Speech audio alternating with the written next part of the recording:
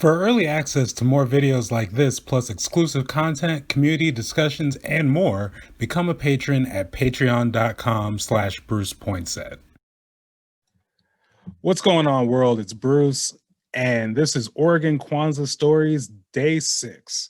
What is Oregon Kwanzaa Stories? It's a 7-part mini storytelling series based on the principles of Kwanzaa. And we do this just to put some respect on Kwanzaa because it's a great holiday about education and empowerment. And in these times of COVID and racial justice uprising, I think it is especially important to take the lessons.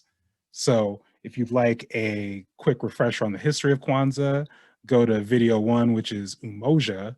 But today, we're going to be talking about Nia, or purpose.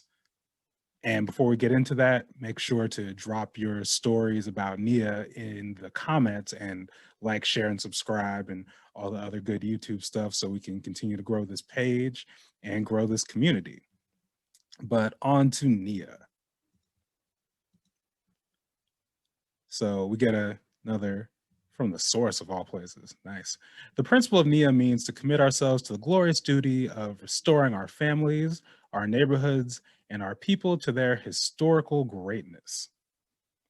So it's a lot, but I think it's, you know, pretty a hefty but worthy goal. So when I think of Nia, weirdly enough, I think a little bit about my experience at the University of Oregon, or really the lineage of my family's experience at the University of Oregon. So my dad went to the U of O in the mid 60s, and it's still, it's still very much connected to him to this day. And I ended up going and graduating in 2011. But I remember when I did my first visit to the school, he introduced me to a couple people he was there with, or were there in the community with him, Carla Gary and Lily Parker, who are, these basically these matriarchs of both the UO and Eugene Black communities, and just, these pillars, and maybe Lily Parker especially. But it was, it was always about the sense of, not just community, not just unity or emoja, but also just a purpose in it, especially being in higher ed, to, use this platform for advancement, to build on the work of others. So I graduated again in 2011, and I would later go on to work with the U of O in their DEI department. And as such, I got to stay abreast of a lot of the happenings. And, one of the things that's been most exciting these last several years is the work of the Black Student Task Force. And, they made their big splash in 2015 when they not just demonstrated on campus, but released this list of 12 demands.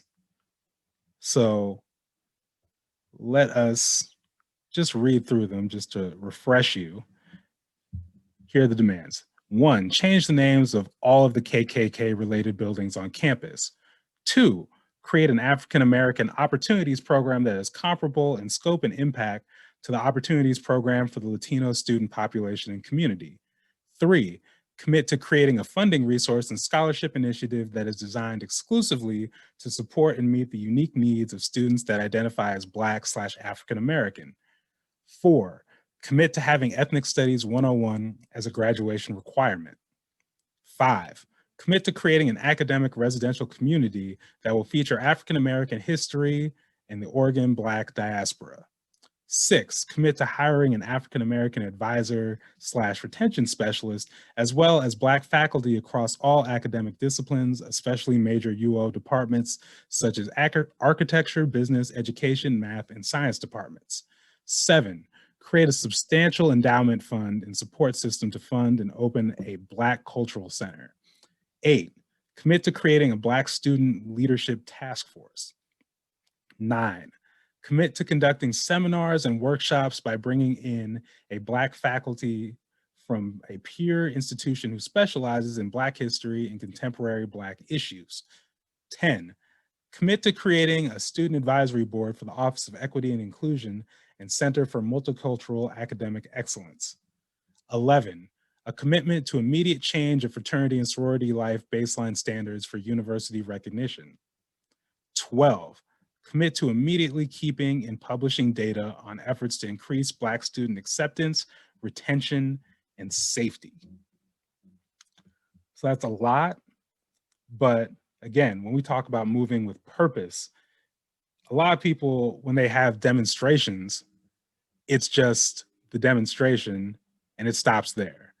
You organize a bunch of people, you go to the building, you chant, someone says, and then what? And things kind of stop. Maybe some more people come back, but oftentimes when you see this, you start noticing things whittling down when that's all it is. You do the first important part is getting the attention of the systems you were trying to hold accountable. But then what? In this list of demands is a very clear and thorough what. But again, the lineage and the history of it is important because it didn't start in 2015. These students are building off of the work that happened, again, during that generation in the 60s. So I want you to check out this story from Around the O. A long road leads to a new home for the UO's Black students. You see this picture here from 2019 of, students posing, but then that's juxtaposed with a demonstration in 1968 that is eerily similar, where, again, Black students gathered, presented a list of demands to the school, the difference being that a lot of this, they waited them out. And these things were not fulfilled. They put pressure on them, but they didn't have as much power. They didn't have as much infrastructure. They didn't have as, they were breaking new ground at a school where it was only a matter of years before then where Black people weren't allowed, where people like Lily Parker had to, like her name literally on her birth certificate or her race on her birth certificate was not recognized, you know. So you have to deal with the time. But again, you have students coming back nearly, some 40 odd years later and building upon that work, building upon the lessons that happened during that time and creating something and saying, how are we going to finish the job that our predecessors started? And I'll tell you something, they've done it. I mean, I bet you if you asked many of the students involved as well as the administrators, they probably tell you there's a lot more work to be done and it has not been, just a smooth, wonderful road the entire way. And it never is. But when you look at that list of 12 demands, most of those have either been enacted or are in the process of being enacted. And what those students did, for those who don't know, was not just they present the list of demands, but they worked with administration, they created working groups for each of the demands, and they've been pressing and organizing and pushing and working to make this stuff happen. So Black Speaker Series, it's up. Black Academic Residential Community, it's been created. You have maybe the thing that really, when you really think about tying this history together, very recently they broke ground on not just the Black Cultural Center, but the Lily Parker Black Cultural Center. That's right. I want y'all to check this out. to see how far along we come, just to put this in perspective. So you see this page here for the Black Cultural Center with the video of 1968, the title Realizing a Dream of Generations. You have the Lily Reynolds Parker Black Cultural Center. You go from 1968 to 2015 to here, breaking ground, all the PR photos, to Lily talking with students. And again, is it a PR photo? Sure, but when you think about the history, it doesn't make it any less, any less beautiful, honestly.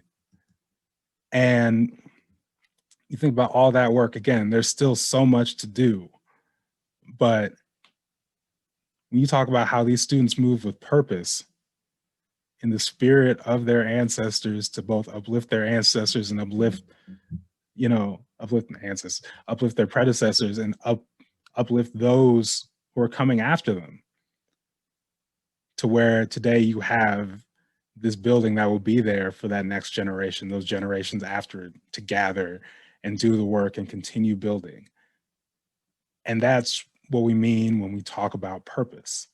So I'm gonna leave you with this because it's a better image than just me on the screen. But that's gonna conclude our video for today. And I will catch you on the next one. Have a happy Kwanzaa.